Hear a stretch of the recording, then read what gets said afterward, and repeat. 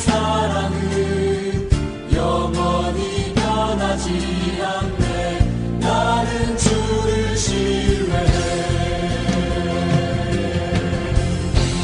오직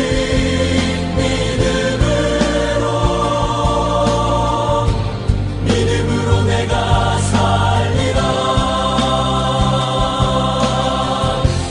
오직 믿음으로 내가 살리라.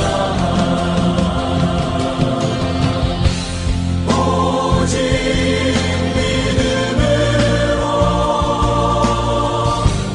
믿음으로 내가 살리라. 오직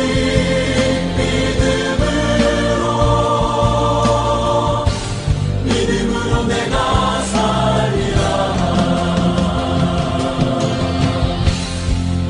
오직 의인은 믿음으로 말미암아 살리라.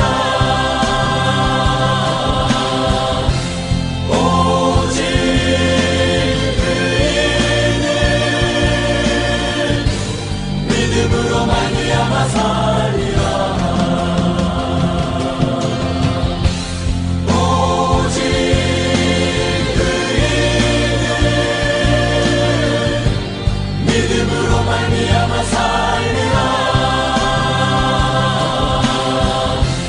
오직 의인은 믿음으로 말미암아 살리라.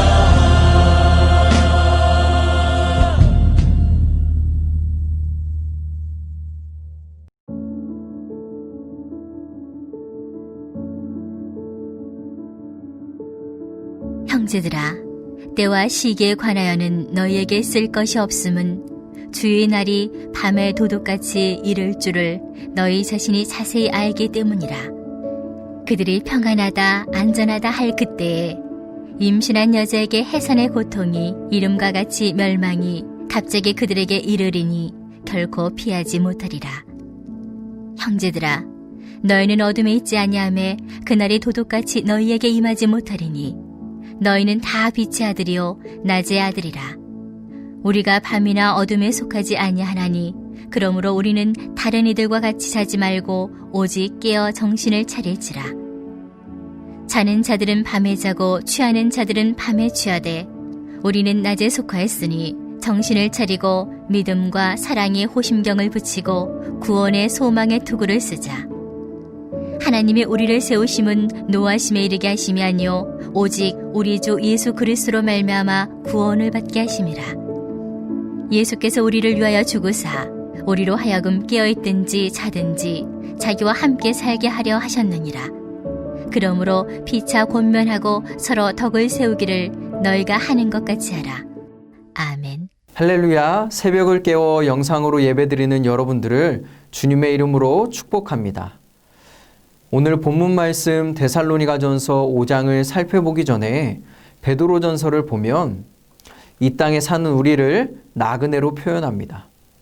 베드로전서 1장 17절입니다. 외모로 보시지 않고 각 사람의 행위대로 심판하시는 이를 너희가 아버지라 부른즉 너희가 나그네로 있을 때를 두려움으로 지내라. 아멘. 여러분, 나그네는 금방 머물다 떠나지요. 우리가 이 땅에서 사는 것이 나그네의 삶과 같다는 것입니다. 이 땅은 잠시 머물다 가는 곳이지요. 우리에게 영원히 거할 본향은 따로 있습니다. 그래서 이 땅에서의 삶을 나그네의 삶이라고 이야기하는 것이죠. 그렇다면 본향으로 가는 그날인 예수님의 재림은 언제 찾아오는 것일까요? 오늘 본문을 보면 바울은 재림을 기다리는 데살로니가의 성도들에게 재림의 때와 시기에 대해 가르치는 것으로 시작합니다. 5장 1절과 2절의 말씀입니다. 형제들아, 때와 시기에 관하여는 너희에게 쓸 것이 없음은 주의 날이 밤에 도둑같이 이를 줄을 너희 자신이 자세히 알기 때문이라. 바울은 예수님의 재림의 때에 관해서 자세하게 쓸 필요가 없다라고 이야기합니다. 이는 그때가 정확히 언제인지를 성경에 이미 확실하게 적어 놓았기 때문이 아닙니다. 그 반대로 오히려 그때가 언제인지를 아무도 알 수 없으며 도적같이 임할 것임을 분명하게 말했기 때문에 그날이 언제 올지 더 이상 자세하게 말할 필요가 없다라는 것이죠. 이 사실은 신약 성경 전반에 걸쳐서 말하고 있습니다. 예수님이 오시는 날은 모두가 평안하다, 안전하다 할 때에 임신한 여자에게 해산의 고통이 찾아오는 것처럼 갑자기 닥칠 것입니다. 그리고 그때에 믿지 않는 자들은 심판을 피할 수 없습니다. 주님은 반드시 다시 오실 것이기에 여러분 믿는 자든 믿지 않는 자든 모두 주님의 재림을 기다리며 살고 있는 것이죠. 이 가운데 바울은 우리가 어떤 존재인지를 한 번 더 상기시켜 줍니다. 도적같이 임할 그날을 기다리며 사는 우리는 어떤 존재입니까? 여러분, 우리는 어둠에 있지 않으며 빛의 아들이요 낮의 아들입니다. 이전에는 우리도 육체의 욕심을 따라 지내며 육체와 마음이 원하는 것을 하며 사는 본질상 진노의 자녀, 전에는 어둠이었지만 예수 그리스도를 통해 이제는 주 안에서 빛이 되었습니다. 곧 주님의 자녀가 된 것입니다. 여전히 죄악의 어둠 가운데 사는 사람들에게는 주님이 오시는 날은 무서운 심판을 받는 날이요, 공포의 날이요, 갑자기 닥치는 날이지만 빛의 자녀가 된 우리는 그날을 소망하며 기다렸기에 도둑같이 갑자기 임하는 날이 아닙니다. 또한 그날은 심판의 날이 아니라 주님을 만나는 기쁨의 날이요, 영원한 날에 들어가는 잔치를 여는 날입니다. 그래서 바울은 우리에게 무엇이라 말합니까? 우리 6절의 말씀을 함께 읽어보겠습니다. 그러므로 우리는 다른 이들과 같이 자지 말고 오직 깨어 정신을 차릴지라. 다른 이들은 밤이나 어둠에 속한 자들이고 소망이 없는 자들입니다. 이들은 밤에 잘 뿐만 아니라 마치 술에 취해 있듯이 세상의 쾌락과 즐거움 혹은 근심과 염려의 마음을 빼앗겨 주님이 오실 날을 잊고 삽니다. 하지만 앞서 이야기했듯이 우리는 빛의 아들이요 낮의 아들이니 오직 정신을 차리고 깨어 있어야 합니다. 그렇게 우리 주님을 기다려야 합니다. 사랑하는 성도님들, 그렇다면 정신을 차리고 깨어있는 삶이 어떤 삶입니까? 마태복음 24장에서는 깨어있으라 라고 통일하게 이야기하는데 거기서 깨어있는 모습은 지극히 작은 자 하나에게 자비를 베푸는 삶이라고 이야기합니다. 그리고 오늘 본문에서는 깨어 정신을 차리는 삶에 대해 또 다르게 말하는데 그것은 바로 믿음, 소망, 사랑의 삶을 사는 것입니다. 8절의 말씀입니다. 우리는 낮에 속하였으니 정신을 차리고 믿음과 사랑의 호심경을 붙이고 구원의 소망의 투구를 쓰자. 사랑하는 성도님들, 데살로니가 교인들은 많은 어려움과 핍박 속에서도 예수님을 향한 믿음과 소망을 잃지 않았습니다. 데살로니가전서 1장 3절에서는 이들이 이미 믿음, 소망, 사랑을 잘 실천하고 있다며 칭찬을 하고 있습니다. 여러분, 데살로니가 교회 안에는 유대인이지만 예수님을 구주로 고백하는 사람들이 있었습니다. 이들은 같은 민족인 유대인들에게 핍박을 받았습니다. 왜 그랬을까요? 유대인들은 하나님은 믿지만 예수님은 믿지 않았기 때문입니다. 사도행전 17장의 말씀을 보니 데살로니가에서 바울이 유대인들이 모이는 회당에서 복음을 전파합니다. 그러자 많은 유대인들이 예수님을 믿습니다.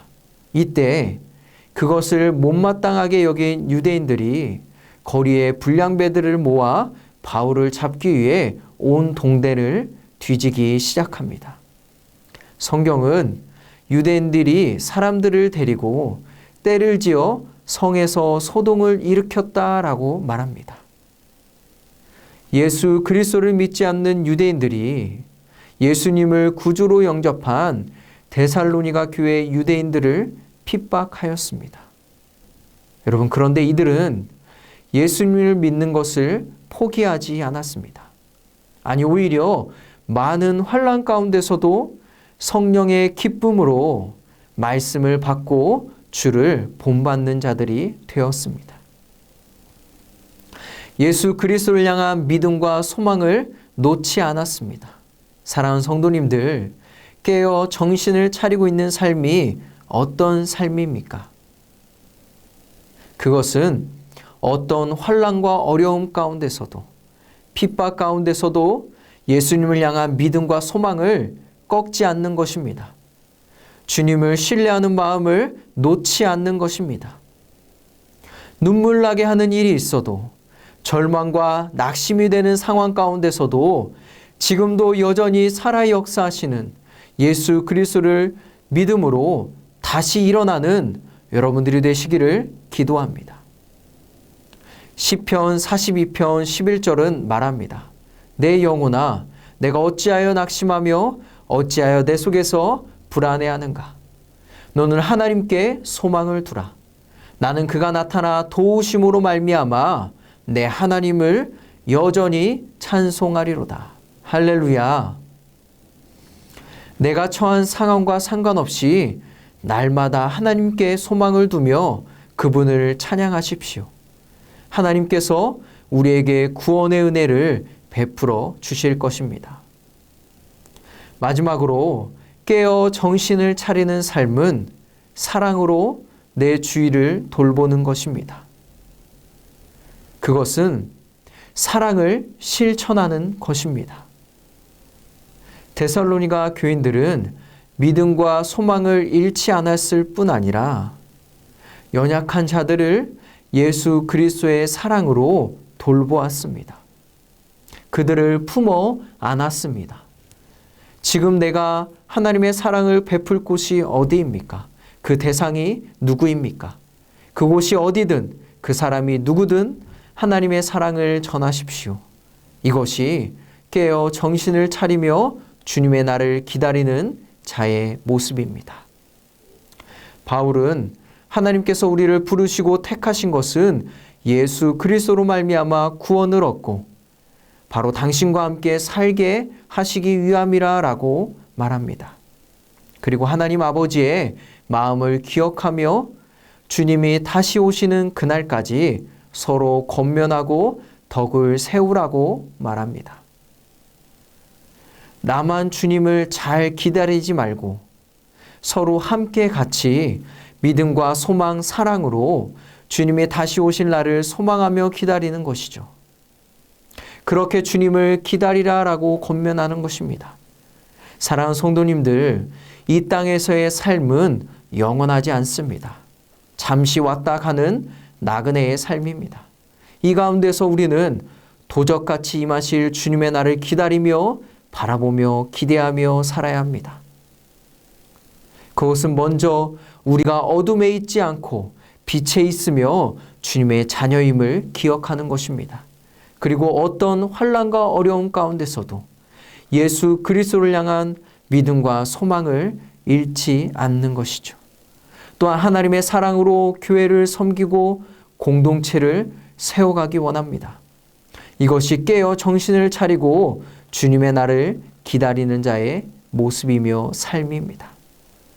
예수 그리스도의 피값으로 우리가 전주 안디옥 교회 이름 아래 함께 모여 신앙생활을 합니다.